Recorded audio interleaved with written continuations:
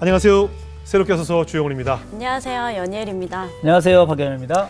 사방이 어둡고 절망으로 갇혀 있을 때 유일하게 뚫려 있는 곳이 있죠. 바로 저 위 하늘입니다. 오늘 초대 손님의 간증이 바로 이러합니다. 네, 가장으로서 경제적인 위기 그리고 자녀의 아픔까지 인생의 온갖 고난을 겪으시면서 오직 도움은 하나님께 하늘에서 온다는 것을 깨달으셨다고 고백하시는 분이십니다. 네, 이분은 또 청와대 셰프를 지냈던 분입니다. 바로 모셔보도록 하겠습니다. 김태중 권사님이십니다. 어서 오세요. 안녕하세요. 네, 권사님 안녕하세요. 안녕하세요. 반갑습니다. 반갑습니다. 청와대 셰프셨으면 청와대 메뉴는 국가 기밀이죠. 그렇잖아요. 네, 그렇죠. 네. 대통령이 뭘 좋아하고 뭘 드시는지 이런 건 기밀 아닐까요? 네네네. 그렇죠. 네, 그러네 진짜. 국가 기밀을 담당하셨어요. 그러면 언제 어느 대통령 때부터 어느 대통령까지 계셨어요? 저는 박근혜 대통령 때 제가 들어가서 네. 문재인 대통령 초반까지 제가 예. 모시고 그리고 예. 나왔습니다. 그렇군요. 네네. 아무래도 저희가 이제 알기로 이제 아무래도 그 청와대 음식이라 하면 뭐 메뉴 선정서부터 재료까지 굉장히 좀 신중하지 않을까, 뭐 좀 까다롭지 않을까 싶기도 한데 어떻습니까? 네, 맞습니다. 굉장히 까다롭죠. 그렇죠. 왜냐하면 이제 대통령의 안전을 저희가 책임을 지는 거니까. 그렇죠. 음식으로서의 안전을. 그렇죠. 그래서 음식 그 위생부터 시작해서 식재료 고르는 거, 그렇죠. 그다음에 제조 과정, 그렇죠. 를 굉장히 위생적으로 저희가 영양까지. 네, 그렇죠. 영양까지. 네. 신경 써서 그렇죠. 조리를 해야죠. 권사님이 자꾸 음식했는데 자꾸 설사가 나. 그럼 이상하죠. 큰일 나는 거죠. 굉장히 큰일 나는 큰 거죠. 위기죠.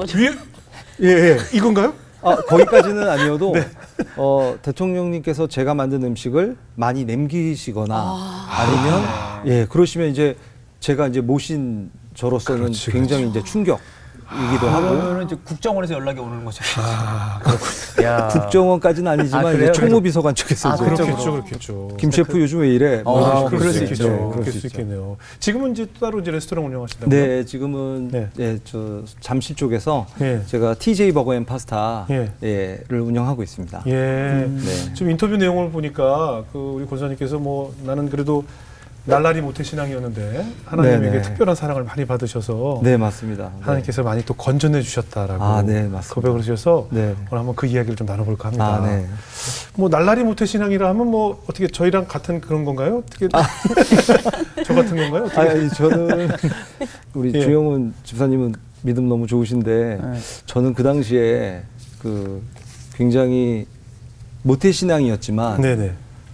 굉장히 그 세상 쪽으로 갈 때는 세상에서 또 너무 재밌게 놀고 네네. 그다음에 교회 갈 때는 또 두 얼굴에 가진 예. 사람처럼 예. 정말 또 거룩한 척 굉장히 네네. 했었고 네. 이런 식으로 굉장히 그 하나님을 온전히 만나지 못했던 시간이었어요. 예. 네. 근데 아마 많이들 그렇게들 거의 거의 사람들이 그렇죠. 많을 거예요. 사실 뭐 모태 신앙이라 하면 나의 선택이 아닌 부모님 네네. 손에 이끌려서 이제 습관적으로 교회를 다니는 것부터 시작을 한 것이잖아요. 네, 맞습니다. 네. 그러니까 이제 내 자아가 형성되는 이유는 내 의지대로 내가 즐길 것 다 즐기고 네네. 보통 우리가 생각하는 그런 생활을 하신 거죠? 네네. 그러니까 직장을 들어가기 전까지는 네. 그래도 이제 그 부모님 말씀 잘 들으면서 네. 이렇게 이제 뭐 어머님, 아버님 새벽에 제가 이제 운전도 해드리고 새벽 기도도 제가 같이 모셔다 드리고 했지만 예. 저는 모셔다 드리고 이제 한강을 거닐었죠. 새벽에요? 네네. 왜 예배 드리시는 동안 이제 저는 그냥 안 들어가고 예, 교회 안 들어가고? 기사처럼 바깥에서 그냥 저 새벽 운동 잠깐 하고 예. 기다렸다가 예. 이제 기도 끝나시면 이제 모시러 와서 예. 다시 태우고 집으로 다시 돌아가고. 같이 가자 그래도 뭐 기도 같이 예, 하자 아버님이- 그래도 안 들으시고. 아니요. 그 같이 가자고 해서 들어가긴 했는데 잠깐 빨리 나오죠. 기도할 게 너무 많지 않은 거죠. 네. 그리고 믿음이 하나님이 정말 살아계시다라는 것에 대해서 믿음이 확실하게 제가 서 있지 않았기 때문에 예. 네, 그냥 이렇게 그냥 부모님 효도하는 마음. 예. 네. 교회 열심히 다니면 좋아하시니까. 그래도 효자네요. 새벽 기도를 착한 매일 거죠. 아버님 데려다 주시고. 모셔다 드리는 자식이 사실 드물 텐데. 네, 그거는 제가 순종하는 아들이긴 했어요. 예. 느낌은 이제 교회 봉고 운전해 주시는 전도사님 같은 느낌 있잖아요. 새벽 봉고라니요. 아, 죄송합니다. 요즘도 봉고라고 그러니까. 스타렉스. 예. 그렇죠. 그렇죠. 교회 이제 운전하시는 그런 느낌이죠. 예, 그럴 네. 수 있죠. 그래도 아무튼 뭐 효자 역할 하시면서 그게 형식적인 네네. 출석 교인으로서 살아오신 거죠. 그러니까 예배에 대해서 이 예배 드리는 진정한 의미에 대해서 정말 제가 몰랐던 거죠. 네. 예. 그리고 시간 때우고 그냥 가서 형식적인 예배. 네. 네. 그런 예배만 드렸죠. 네. 그런 날라리 성도였는데 네네. 어떤 일이 있으셨어요? 그래서 이제 제가 사실은 그 지금 셰프로서 일을 했었는데 한국 서울에 이제 뭐 호텔에서 예. 이제 셰프로서 일을 하고 있었는데 어느 날 어떤 기회가 왔어요. 예. 그 호텔 내부에서 인재 양성 프로그램이 있는데 저는 그냥 일반적인 셰프였어요. 그냥 그 이렇게 직급도 낮은 한 주임 정도밖에 안 되는 셰프였는데 인재 양성 프로그램에 제가 뽑히게 됐어요. 네. 근데 거기엔 한 400명 정도 저희 셰프들이 있었는데 그 중에서 이제 제가 뽑히게 됐죠. 그래서 이거는 사실 기적과 같은 일이에요, 사실. 제가 봤을 때. 그 중에서 가장 큰 기적은 영어를 잘 하지 못하면 뽑힐 수가 없어요. 네. 그리고 모든 인터뷰가 다 영어로 하는 인터뷰였거든요. 근데 저는 이제 뭐 순수하게 국내파고 해외에서 유학한 적도 없고 뭐 어학연수 한 적도 없었는데 제가 덜컥 그 자리에 뽑히게 된 거예요. 그래서 너무 기적 같은 일이었고 갑자기 저한테 그런 큰 동기부여가 생기니까 제가 그때 열심히 해가지고 1등을 했어요. 그래서 이제 해외 연수를 부상으로 이제 해외 연수를 나갈 수 있게 됐죠. 어느 나라로 가셨어요? 캄보디아로 갔는데 그 푸놈펜 인터컨티넨탈 호텔로 갔는데 거기서 이제 총주방장의 역할을 배우는 그런 연수를 3개월 동안 연수를 받았어요. 그러면서 이제 그때부터 이제 좀 제가 기도를 했죠. 하나님, 저 해외에 꿈이 있습니다. 해외에서 총주방장 할 수 있도록 그렇게 길을 열어달라고 제가 그때부터 비전을 가지고 기도하기 시작했어요.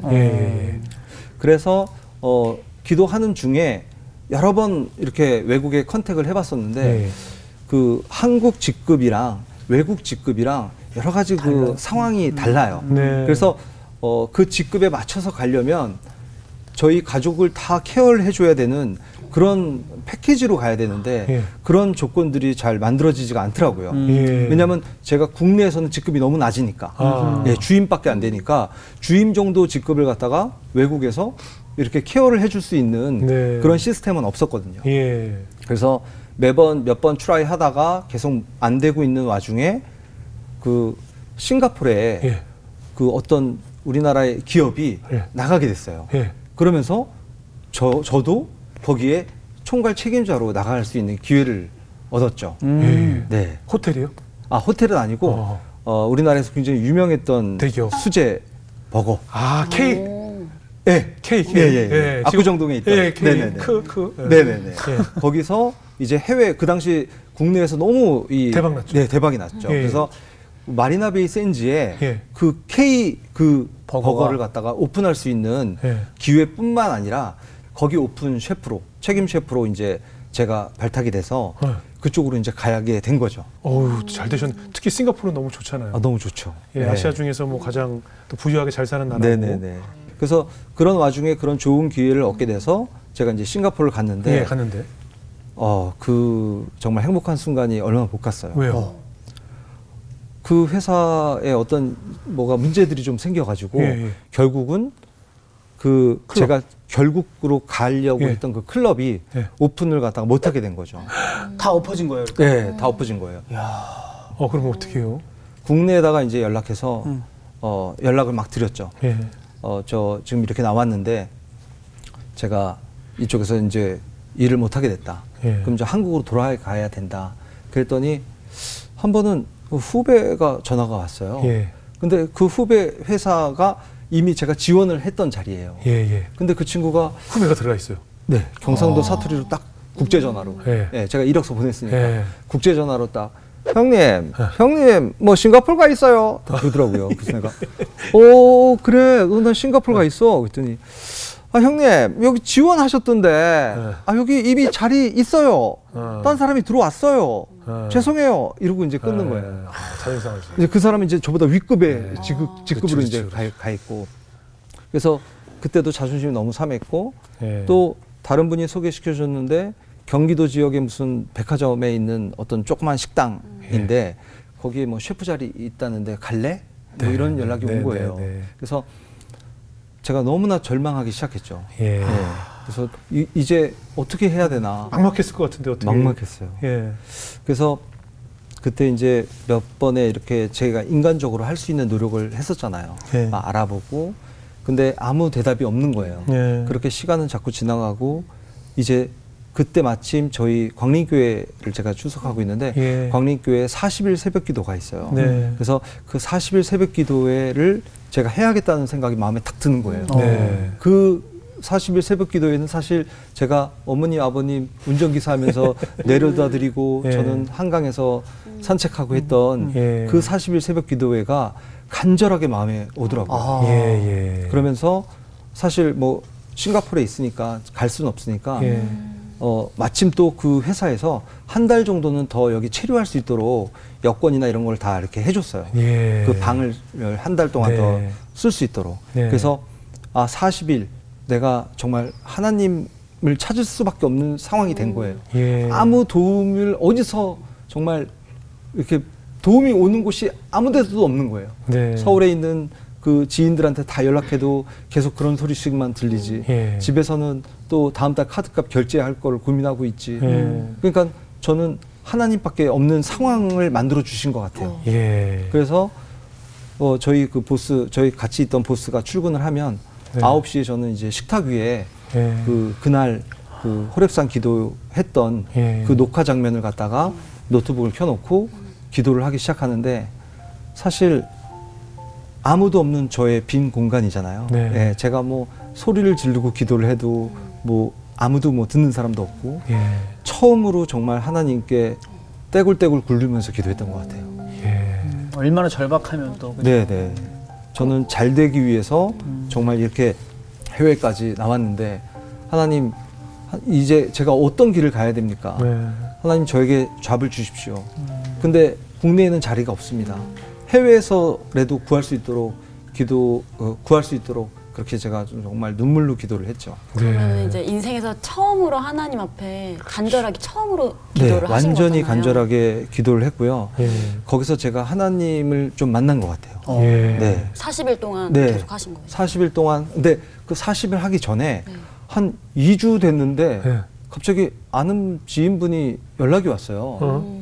근데 그분이 이제 그 클럽의 사장을 하셨던 분인데 네. 그분도 이제 잡이 없어졌잖아요. 그렇죠. 근데 그분이 TJ 거기 그 지금 센터사에 모벤픽 호텔이라는 호텔이 네. 오픈 준비 중에 있는데 네. 거기 내가 그 저쪽 오너랑 내가 조금 아는데 네. 한번 이력서 한번 넣어봐 이렇게 연락이 온 거예요. 예, 예. 그래서 이력서를 갖다가 이제 준비를 해가지고 넣었죠. 예, 예. 네, 이력서를 준비해서 넣었는데 저희 두 번째 걱정은 뭐냐면 영어 면접이에요. 네, 그래서 영어로 면접을 봐야 되는데 그냥 일반적인 그냥 대화로 한다면 그냥 뭐 짧은 대화 얼마든지 하는데 영어로 면접을 보는데 거기다가 그 자리가 총괄 주방장 자리예요. 총 주방장이면 이제 보통 한 임원급 되죠? 임원급이죠. 임원급이잖아요. 네네네. 그럼 연봉도 셀 거고. 연봉도 세고 뭐 모든 혜택이 그래서 정말 어떻게든 좀 해야죠. 어떻게 어떻게 최선을 다해야 어떻게 좀 했죠. 네. 무릎을 제가 꿇었어요. 아 인터뷰 갔어요? 아니요. 어디? 제가 하나님께? 먼저 네. 기도를 아멘. 제가 사실 그냥 테이블 위에서 앉아서 기도하고 예, 뭐 이랬는데 제가 그동안 의자 위에서 20일 동안 기도했는데 예. 기도했는데 무릎을 사람이 정말 간절해지면 네. 진짜. 야 이거는 내가 무릎 꿇어야 된다. 예. 네, 이거는 마지막 기회다 예. 하고 정말 무릎 꿇고 기도를 했어요. 예. 그리고 이제 면접을 딱 보러 갔는데 네. 이제 그 오너가 딱 앉아 있고 임원들 딱 앉아 있고 예. 이제 저를 딱 와서 딱 앉아 있는데 아니 세상에 너무나 신기한 게 예. 영어가 너무 잘 들리는 거예요. 그날따라. 네. 어. 영어가 너무 쏙쏙 귀에 잘 들어오고 그다음에 저도 내가 생각해도 정말 너무 말을 잘하는 거예요. 제가. 어머나. 하면서 놀래는 거예요. 네, 제가 그래서 면접을 딱 보고 이제 왔죠. 네. 근데 마음속에 이거 약간 기대해도 될 것 같은. 네. 왜냐면 거기서 어떤 막힘이나 그렇죠, 아니면 그렇죠. 질문에 대답을 못했거나 네. 아니면 영어를 못 알아들어서 막 이랬다면 예. 이거 안 되겠다 이런 예. 마음을 먹었을 텐데 느낌이 좋았군요. 네, 느낌이 너무 좋았던 예. 거예요. 그리고 제가 이제 집에 왔는데 한 며칠 있다가 예. 모르는 번호가 전화가 오더라고요. 예, 예. 그래서 제가 전화를 받았죠. 그랬더니 오너인 거예요. 호텔 오너. 호텔 오너가 네. 직접 제 번호로 전화를 한 거예요. 그래서 hey, TJ, where are you? 그래서 나 지금 집에 있는데요. 그랬더니 야, 나 지금 뭐 오차루로드에 어디 호텔 뭐 이렇게 노래방 그 룸 가라오케 있는데 좀 와봐. 이렇게 하신 거예요. 그래서 제가 룸 가라오케 이거 가야 되나? 그때 제가 얼마나 가야 되나가 어디 있어요? 가야죠. 가야죠. 그래서 제가 가야 되나 말아야 되나 했는데 예. 일단은 갔죠. 예, 묘지에 있다고 그래도 가야죠. 그래서 가라오케를 제가 갔어요. 갔더니 그 가라오케가 저희가 생각하는 그런 가라오케보다는 예. 약간 이렇게 레스토랑처럼 그렇죠. 안에 이렇게 그 중식 어떤 네, 그 문화가 네. 있잖아요. 그 라운드 테이블에 네, 네. 음식이 막 이렇게 돼 있고, 그다음에 응적 세트처럼 이렇게 소파가 있고, 예. 그다음에 이제 노래방 기계가 이렇게 있고, 이제 굉장히 넓고 아주 럭셔리한 방이었어요. 예. 근데 저를 왜 불렀나 했더니 사실은 이 오너가 좀 취하셨어. 네, 그리고 그 자리에는 굉장히 그 변호사, 홍콩의 유명한 변호사를 모시고 그 부부 둘이 이제 이렇게 만나는 자리였나 봐요. 네네. 호텔 오프닝에 관련해서. 네네. 근데 저를 갖다가 갑자기 이 오너가 생각을 한 거예요. 예. 왜냐하면 셰프가 굉장히 중요하다고 생각했던 오너시거든요. 중요하잖아요, 호텔. 네. 예. 그래서 갔는데 셰프가 그 오너가 너무 이제 술을 많이 드셨는지 취해서 자꾸 저를 어깨 동무하시는 거예요. 그러면서 DJ 우리가 앞으로 이렇게 해야 되고 저렇게 해야 되고 막 이런 얘기를 하시니까 그 부인 입장에서는 아니 지금 이 VIP를 모셔놓고 지금 같이 즐기고 놀려고 이렇게 했는데 자기 마음대로 셰프 외부 셰프 불러다 놓고 지금 손님은 완전히 뭐 손님이 주인공이 아니고 제가 주인공처럼 돼서 그런 분위기를 만드니까 갑자기 노래를 부르시다가 부인이? 네, 노래방 기계를 딱 끄시더라고. 그 싱가포르 분이에요? 아니면 서양? 싱가포르 분이시죠. 싱가포르 분이시죠. 네. 두 분 다 싱가포르 분이고 손님은 홍콩 분이고. 근데 그러면서 Hey TJ 아주 목소리가 달라지시면서 화가 나신 거예요. 그래서 너가 우리 호텔에 들어올 총주방장 후보야? 이런 식으로 이제 딱 하면서 나 인터뷰 볼래. 갑자기 분위기가 이렇게 돼버리신 거예요. 그래서 인터뷰를 보는데 저한테 그러시는 거예요. 너의 시그니처 디시가 뭐야? 이렇게 딱 물어보는 거예요. 아주 목소리 딱 얄밉네. 느낌이 오시죠. 근데 재연을 잘하시네요. 아까 그 경상도 후배도 아주 얄미웠어. 그러니까. 흉내 잘 내시네요. 아주 맛깔나게 살리시네요. 예. 몰입이 돼요, 지금. 그래서 저한테 그래서 제가 저는 호텔에서 사실 호텔이라는 곳은 여러 업장에 근무하면서 뭐 샐러드도 잘 하게 되고 그다음에 단계별로 직급별로 뭐 소스도 만들고 고기도 잘 굽고 뭐 이런 호텔 생활이거든요. 그래서 제가 이제 그 설명을 했죠. 저는 호텔에서 뭐 프렌치 레스토랑도 있었고 이탈리안도 있었고 뷔페 식당도 있었고 했더니 막 손님서 TJ you couldn't understand what I mean 이러시는 거예요. 그래서 내가 아니 제가 뭘 이해를 못했나 했는데 하시는 말씀이 내가 예를 들어서 내가 얘기해 볼게. 우리 집 가정부는 카레를 잘해. 오케이? 그러면 너의 시그니처 디시가 뭐야? What is your signature dish? 이렇게 완전 딱 부러지게 얘기를 하시는 거예요. 그래서 그 당시에도 또 시그니처라는 게 제 머리에 꽂히지 않았어요. 왜냐하면 나는 호텔에서 여러 가지 음식을 다 했는데 내가 그 중에서 뭐 푸아그라를 구웠던 걸 잘했다고 얘기해야 되는지 안심 스테이크를 잘 구웠던 걸 자랑을 해야 되는지 그걸 잘 모르겠는 거예요. 저는 이제 사실 이제 그때 시간이 한 일주일도 안 남았거든요. 그래서 나는 이제 한국 들어가야 되는구나. 그렇죠. 한국 들어가서 다시 차근차근 일자리를 잡아봐야겠구나 하는 마음이 들면서 그날 제가 울었어요. 집에 오는 길에 그 오차루 로드에서 저희 집까지가 좀 거리가 있는데도 그냥 걸었어요. 뭐 어차피 뭐 빨리 갈 일도 없고. 그래서 그냥 밤거리를 그냥 계속 혼자 걸으면서 눈물로 걸었죠. 아니 막 수치심, 모멸감 여러 가지 감정이 있었을 것 같아요. 그죠?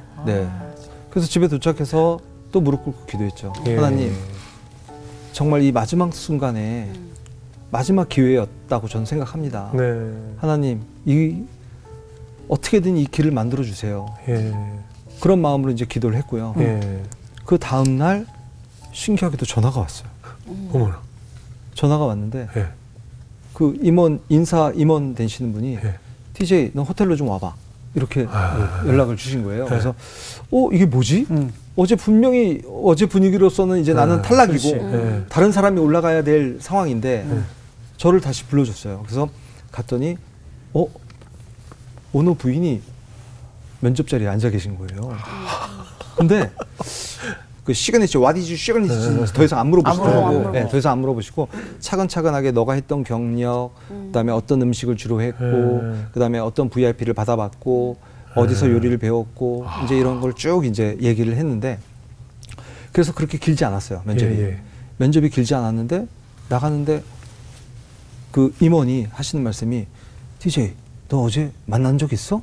그러는 거예요 오너를. 그래서 내가 갑자기 나를 그 시내 그 호텔로 불러가지고 뭐 이러이러한 일이 있었다 그랬더니 그 오너분이 그런 얘기를 했다는 얘기를 전해주시더라고요. 내가 뽑은 사람을 네가 그렇게 면박줘? 뭐 이런 분위기죠. 그러니까 TJ 때문에 싸움 난 거예요. 두 분이 좀 문제가 있었던 거죠. 그러니까 분명히 그 태도도 그렇고 뭐 변화가 있었을 거 보니까. 그렇지. 전날. 됐어요 그래서? 네. 그래서 최종적으로 제가 총괄 셰프고 오픈 총괄 셰프. 이야, 아주 그냥.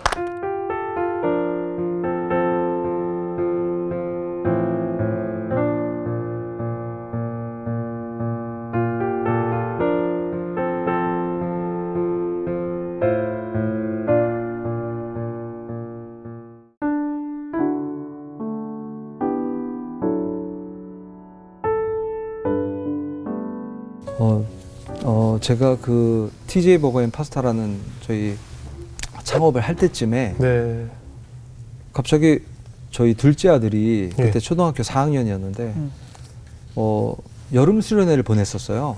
여름 수련회를 보냈었는데 선생님한테 전화가 온 거예요. 그래서 홍준이가 조금 걷는 거를 불편해하고 그리고 발목에 보니까 뭐가 툭 튀어나왔는데 이게 뭔지 모르겠다. 그리고 아파한다. 그렇게 얘기를 하시는 거예요.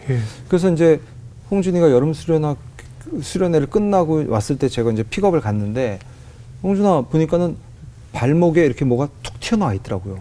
정말 작지 않고 이렇게 확실하게 혹처럼 툭 튀어나와 있는 거예요. 그래서 얘가 워낙 너무나 건강했거든요. 그리고 그 당시 뭐 야구를 갖다 또 너무나 또 친구들이랑 잘하고 키도 다른 친구들보다 키도 컸고 그래서 그러니까 너무나 건강하던 아이였으니까 얘가 한번 겹질렸는데 그거를 부모한테 나한테 얘기를 안 했구나. 부었나 보다. 네, 부었나 보구나. 그래서 이제 병원 가면 되겠다. 그래서 동네 그냥 아파트 상가 병원을 보냈어요.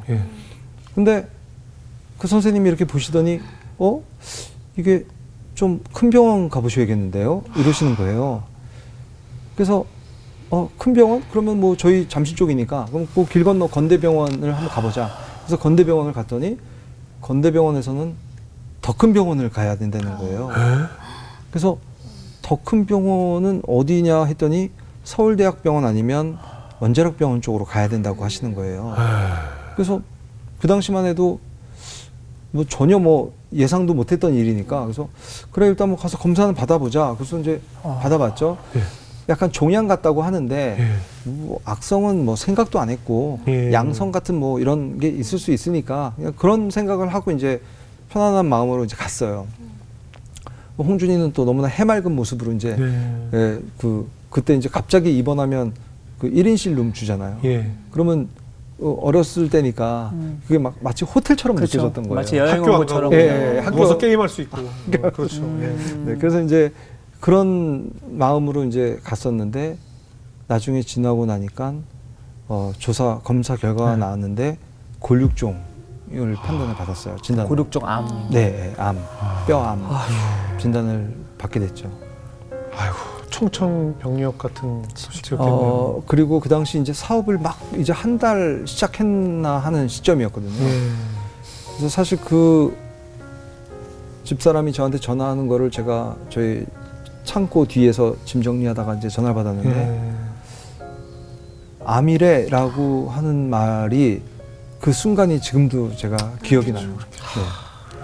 정말 망치로 머리를 맞은 듯한. 뭐 완전히 그냥 하얘지는 느낌이며 이게 뭐 정말 믿어지지가 않았어요. 네. 근데 갑자기 홍준에게 또 응급 상황이 생겼었다고 네네. 들었어요. 홍준이가 그 코로나 제일 심할 때 2020년 예. 그 1월, 2월, 그때 3월 이때가 굉장히 우리나라 코로나가 엄격하고 제일 심해질 때 네. 홍준이가 집에 그 항암을 하고 집에서 쉬고 있는데 갑자기 화장실에서 애가 쓰러진 거예요. 네. 몸이 뻣뻣하게 굳고 눈동자가 완전히 넘어가서 열을 재보니까 거의 40도에 가까운. 예. 그래서 응급실 차를 이제 119를 타고 이제 병원을 왔는데 코로나 검사 결과가 안 나왔으니 못 얘를 들여보낼 수가 없는 거예요. 맞아요. 그래서 들여보낼 수가 없으니까 바깥에서 대기하라는 거예요. 그래서 대기를 하는데 자꾸 의사랑 간호사들 왔다 갔다가 좀 더 잦아지는 거예요. 예. 얘 수치를 계속 보면서 그러면서 갑자기 어느 의사가 소리를 지르면서 내가 책임질 테니까 소아중환자실에 지금 당장 집어넣으라고. 그래서 이제 홍준이가 소아중환자실에 들어왔는데 폐혈증이 왔어요. 그래서 이 모든 혈관이 다 풀리고 그다음에 심장 뛰는 게 약해지고 그다음에 이 신장 투석기도 달고 그래서 에크모를 달았어요. 네. 그래서 혼자 뛰는 게 너무 약하니까 그 에크모를 달고 그 중환자실에 이제 들어가게 됐죠. 근데 중환자실에 들어갔는데 홍준이가 예전에 그 발에 그 혹 부분을 떼면서 네. 핏줄을 하나 암이 같이 붙어 있어서 네. 그것도 같이 띄어낸 핏줄이 있어요. 네. 그러다 보니까 이 심장 에크모를 달면 피가 먼저 가슴이랑 이 머리 쪽으로 먼저 제일 중요한 데부터 먼저 펌핑을 해주고 네. 밑으로 가는 거는 이제 덜 중요한 거죠. 이 심장과 뇌가 더 중요하니까. 네. 그러다 보니까 이제 저쪽에 핏줄도 하나 없어졌고 그러다 보니까 그 암이 생겼던 발이 점점 색깔이 변하기 시작하면서 발가락들이 다 까맣게 변하기 시작했죠. 아니, 그 정도 상황이면 병원에서 굉장히 뭐랄까 좀 위급한 상황이니까 네네. 좀 극단적인 상황까지 좀 예상을 했겠네요. 네네. 그래서 그때 저희한테 했던 말이 지금 중환자실에 들어갔는데 예. 아마 그때가 목요일이었던 것 같아요. 그래서 주말에 저희가 전화가 가면 안 좋은 소식 마음의 준비를 하셔야 된다고. 네. 그래서 마음의 준비를 하셔야 된다라는 말이 너무 이게 네. 마음의 준비를 뭘 하라는 거야? 뭐 장례 준비를 하라는 거야?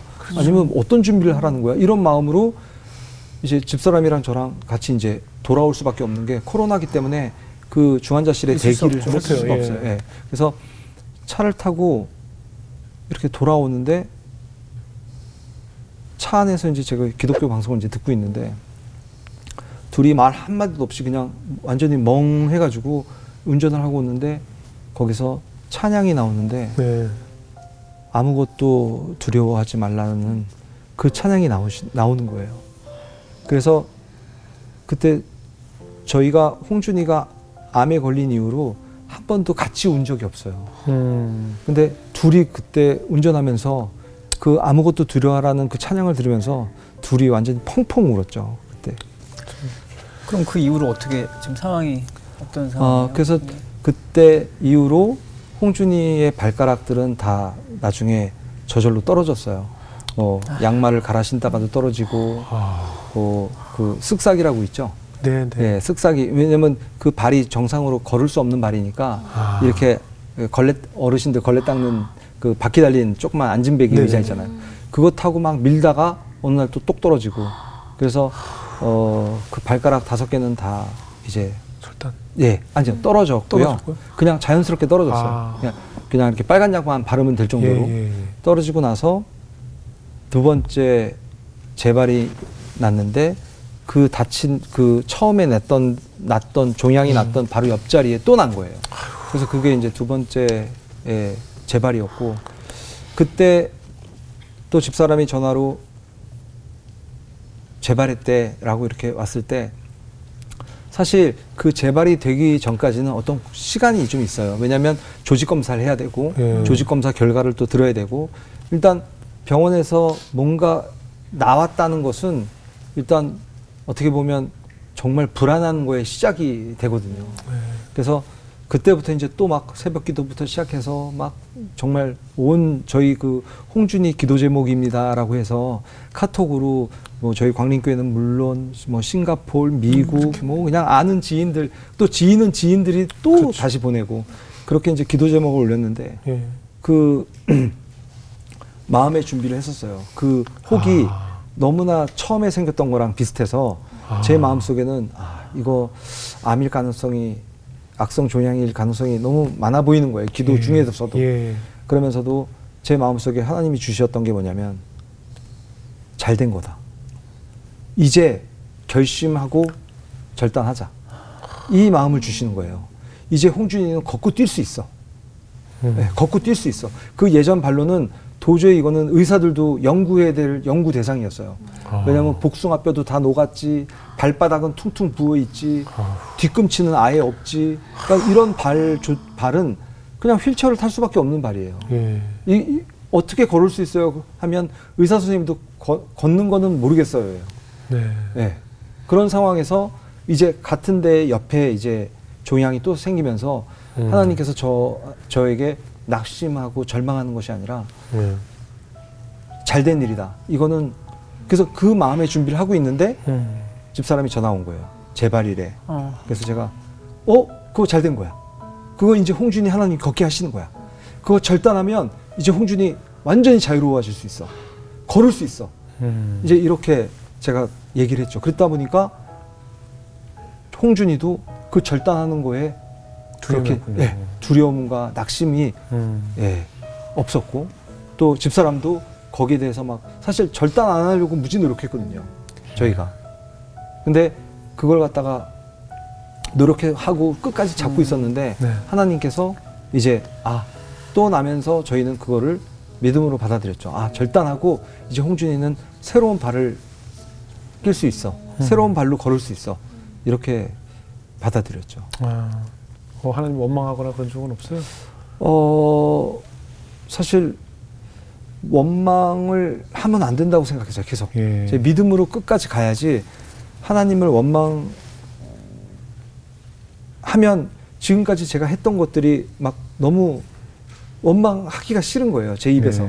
그래서 다만 이제 세 번째 사실 홍준이가 절단하고 나서 세 번째 재발이 있었는데 그 절단을 했는데도 이 절단한 단면 끝쪽에 또 암이 생겼어요. 근데 그때도 제가 하나님께 그랬어요. 주여! 그냥 뒤에 창고에서 저 혼자 주여! 주여! 했어요.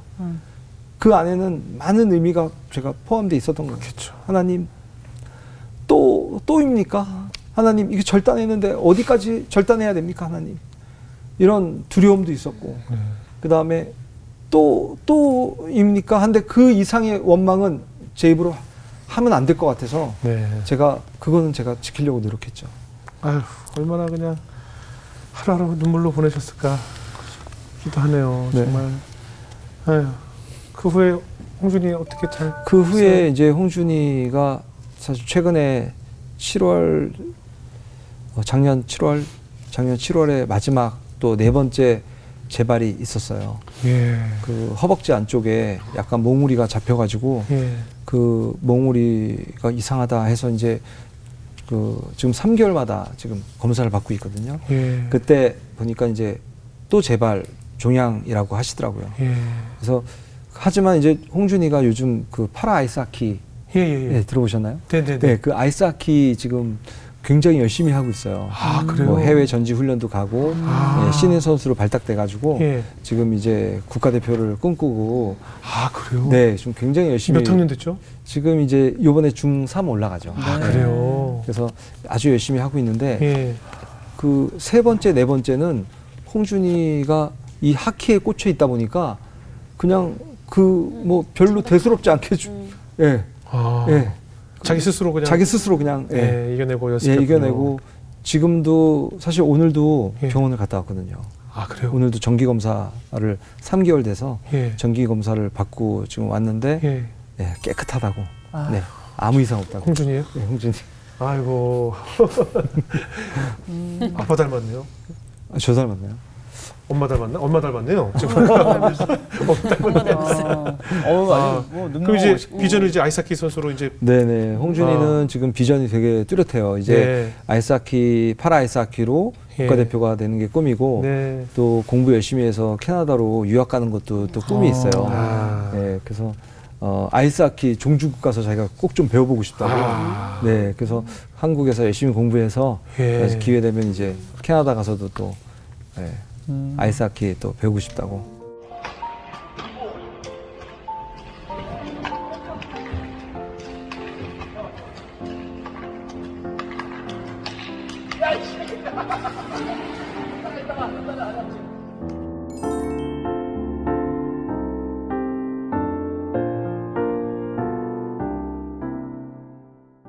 홍준이란 이름만 소리 입으로 내도 막 눈물이 날 것 같았을 네, 텐데 맞아요. 그랬던 홍준이란 이름이 이제 얼마나 자랑스러운 아들로 네네. 제가 볼 때 곧 태극기 달고 예 이제 우리가 TV에서 응원하는 날이 오지 않을까 네. 하는 비전을 가져봅니다. 네, 네. 감사합니다. 연일자매는 어떻게 들으셨어요?